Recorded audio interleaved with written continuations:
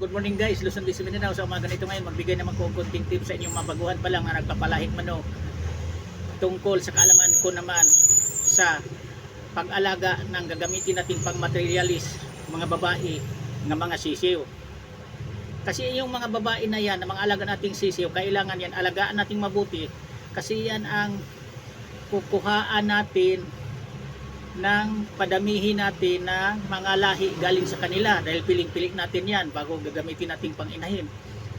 Ang pinaka-importante din, kahit mga babae yan, huwag nating panatiliin, palakin sa kulungan lang hanggang mangitlog sila. Mas maganda kasi ang isa kainahin na pinalpasan natin, pinakawalan, nakagala-gala, nakakukalay-kay sa lupa, nakakain ng damo-damo. Mas maganda ang resulta sa kinalabasan sa kanilang ilalabas ng mga itlog. Matibay ang seal ikumpara sa naglaking kulungan hanggang mangitlog nakakulong lang, malambot ang seal. Kailangan mo pa nga applyan bibili ka ng vitamins para nga pangpatibay sa seal. Pero sa nakagala-gala, bukod na nakaminos tayo sa ginagastos natin, maganda pa ang mga resulta sa ilalabas nilang mga itlog. Malakas ang kapit sa similya.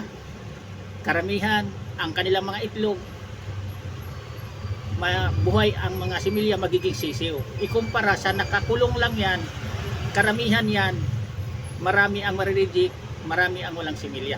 Yan totoo na pagdaanan ko na yan, kaya ginawaan ko content video para makakuha kayong konting idea, mga baguhan man lang tungkol sa kaalaman ko sa pag-alagang manok. Ibinahagi ko lang sa inyo, isishare ko lang sa inyong mga baguhan pa lang. Kasi ang isa kainahin kasi, kapag nakakulong lang, hindi naarawan, ang inahing naarawan, nakagala-gala, nagdadala ng vitamins sa kanyang katawan, ang dugo niya. May vitamins na galing sa araw, yan ang naka-advantage kaysa nakakulong lang. Kaya ang nakakulong, karamihan, medyo may pakaputlain, tamlay na pagkainahin, siyempre hindi siya naka-exercise, tumaba lang, ikumpara sa nakagala-gala, siya exercise, nakalipad-lipad, matibay ang kaniyang ilalabas ng mga itlog, ang mga seal niyan. At saka karamihan may similya talaga kung ipa-incubate mo na ang kaniyang mga itlog. Kahit palimliman mo sa kaniyang sariling itlog, marami ang pipisain, magiging sisiw. Yan ang totoo. Napagdaanan ko na itong lahat, kaya ginawaan ko content video kasi ito maibahagi ko man lang sa inyong mabaguhan pa lang ang aking pinagdaanan, ang aking kaalaman mismo. Kahit saan kayo magtanong sa nag-alagag mga manok, magkaiba talaga. Naglaking kulungan ang isa kasisiw nga inahin hanggang mangingitlog na sa maliit pa rin na kulungan, ikumpara sa nakagala-gala. Ang nakagala-gala kung minsan nga karamihan naglilimlim, marami pa ang pipisain nila sa itlog nilang gilimliman. Pero yung naglaki sa kulungan, nangingitlog sa kulungan, nagluluko pa nga yan, nangangaig itlog, binubutas ang kaniyang sariling itlog niyan. Pero yung nakagala-gala nga inahin, alagang-alaga ang mga itlog niya yan. Pag akyat niya doon sa pugad niya, nilagyan niya ng mga itlog, yung itloganan niya, dahan-dahan yan, iniingatan ang kaniyang mga itlog.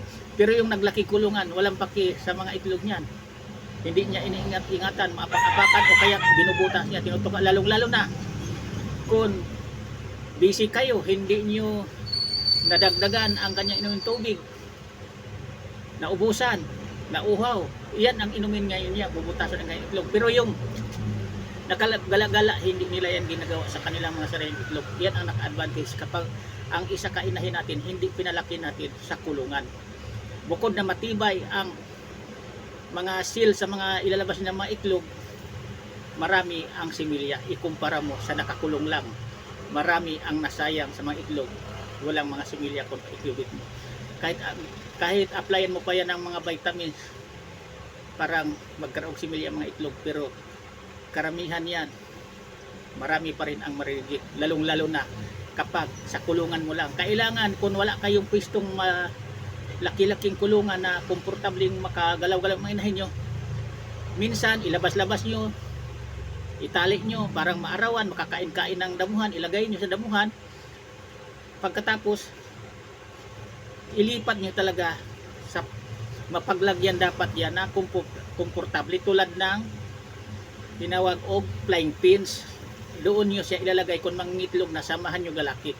Huwag nyo hayaan lang sa kulungan na nakakulong habang nangingitlog, kasi kung minsan kung busy kayo, wala kayong maipon na itlog yan, kasi pag balik nyo wala nang laman ang itlog niya. Kung minsan nga kinakain pa pati sil niyan pag gutom na gutom ang isa kainahin. Yan ang kaalaman ko dito sa pag-alagag manok. Sa katagal ko nang nagbibreed og manok, na pagdaanan ko na yan ang mga proseso na ikukulong ang inahin, kasi takot tayo na saan mapunta, baka mawala. Kayang doon minsan nagloko na ang isa kainahin natin, na parang nang hinayang tayo na palabas-labasin, sisipunin, maulanan, maarawan, mabilad sa araw. Pero ang araw, vitamins yan sa isa kainahin. Kahit sa lalaki, pinaka-importante yan, vitamins din ang maarawan sa isa kainahin. Pang patibay sa sil yan ang isa kainahin na naarawan. Kaya ang inahin na nakagala-gala lang, matibay talaga ang mga sil sa ilalabas ng mga itlog, ikumpara sa nakakulong lang. Sa pagmumukha lang, sa nakakulong na inahin, ang inahin na nakakulong, alam nyo ba, matamlay kumilos, may pagkaputlain. Pero yung nakagala-gala lang na inahin o nakalagay sa flying fish, yung komportable siya magkagalaw-galaw, mag-exercise, magalaw, masigla, yan to. At saka ang ilabas niya mga itlog, hindi kayo lugi kung ipa-incubate nyo.